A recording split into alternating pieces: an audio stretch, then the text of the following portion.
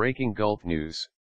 Cape Town, white farmers evicted from their land in Zimbabwe won a symbolic victory on Monday when a government-owned house in Cape Town was sold to pay compensation, a lawyer involved in the case said.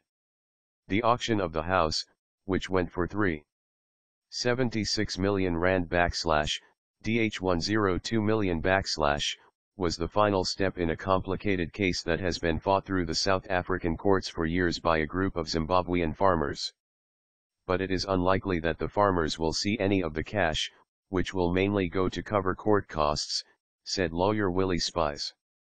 If anything is left over, German bank group KfW Bank Group, which joined the legal action and is believed to be owed tens of millions of dollars by President Robert Mugabe's government, would take the lion's share, he said. This is a symbolic victory and we will pursue other commercial properties owned by Zimbabwe, said Spies, who represented the farmers through AfriForum, a mainly white civil rights group in South Africa. Zimbabwe government representatives attended the auction, but did not bid, he said. The case began with a ruling in 2008 by a tribunal of the Southern African Development Community SADC which found that Zimbabwe had wrongly taken land from a group of nearly 80 farmers who brought the case, saying they had been targeted due to their race.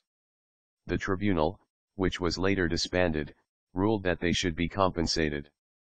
Zimbabwe rejected the verdict, but a South African court ruled that it could be applied locally as South Africa was a member of SADC.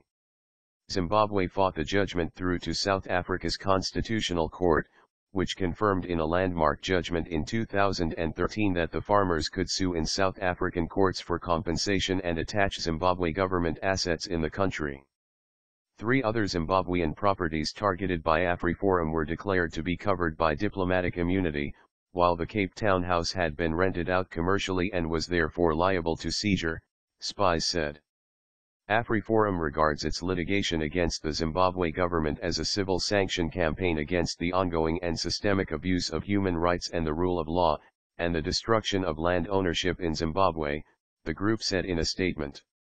Mugabe's land reforms, launched in 2000 and accompanied by violent evictions of thousands of white farmers, were aimed at redistributing farms to landless blacks.